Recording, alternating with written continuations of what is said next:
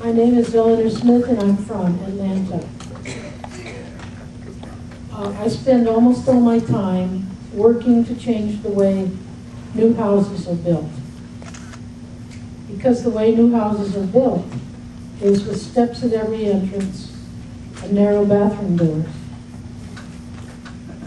There are many stories we hear about how people can't get out of nursing homes, and we've just heard a number of them, and there are a million more, about how people can't get out of nursing homes because there's no accessible housing. I want to say also, though, that there are so many stories about how people get kicked into nursing homes by inaccessible housing. Many people get kicked into nursing homes because their house lacks access. In the course of my work, I get phone calls from people like the two I'm going to tell you.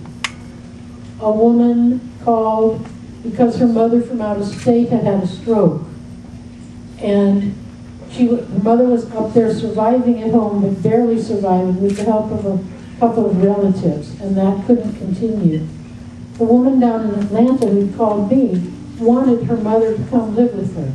She had the energy to try to live with her mom and help her out.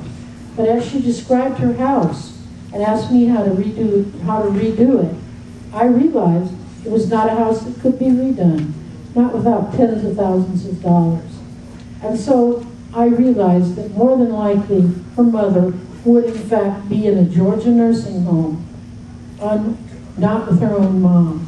And I felt sad about that, because here was a person who wanted to support her own mom in her own house, but it was the architectural barriers in the house that kept her from doing it.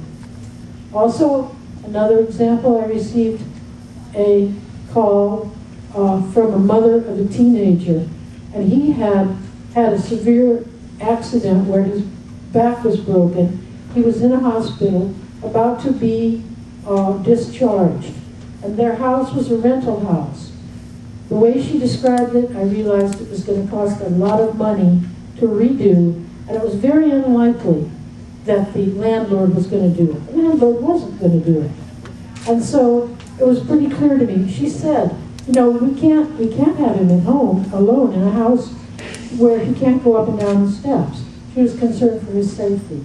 She said, we're looking now where we could put him on a temporary basis.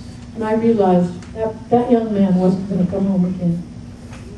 We know that 60% of the people who enter nursing homes do so from hospitals or rehab facilities. Not all of them it's because their house is inaccessible. Surely some of it is because they don't have assistance at home, attendant services. But ADAPT has done a lot to change having more attendant services. What hasn't changed is how houses are built. So inaccessible housing is a primary reason why people are in nursing homes. You know how short the turnaround time is in the hospital. They want you out of there. You don't have time or money to find a contractor to redo your house. So what makes sense is to build houses right from the beginning. Yes.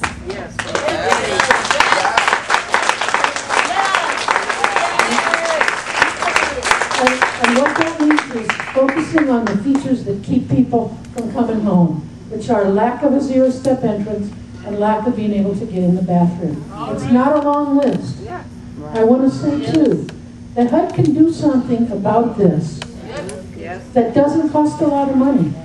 And in fact, there's many things that HUD could do that cost money, but there's some things that don't. I want to give one example from when Henry Cisneros was head of HUD. And it could be done by anyone. When Henry Cisneros was head of HUD, he believed in this term, which we call visitability, which we called anything, meaning a zero-step entrance on every new house and a wide enough bathroom door in the prisons. He thought that was a good idea. In his administration, they added, this was about 10 years ago, that's when they added a point for the Hope 6 applicants if they would do this basic access. All they didn't put new money in, they just said, if you want this money, You can get an extra point on your application if you will do these basic access in that large percentage of housing that doesn't require. Well, I've seen the fruits of that. You know, in Macon, Georgia, near where I live, the Housing Authority gentleman applied for that money, and hundreds of units that wouldn't have access because they applied for that visitability point. It's just too insane to continue spending so much money retrofitting houses for access, while at the same time, a half mile down the road, new houses are going up with the same lack of access. What I'm saying is, there are things that HUD could do that don't require congressional action. And I would appreciate it if you would work with us to find some of those ways that are similar to that extra point in Hope 6 houses. Similar to looking through the programs to see what can be done now without an act of Congress. It doesn't even require new money. All right.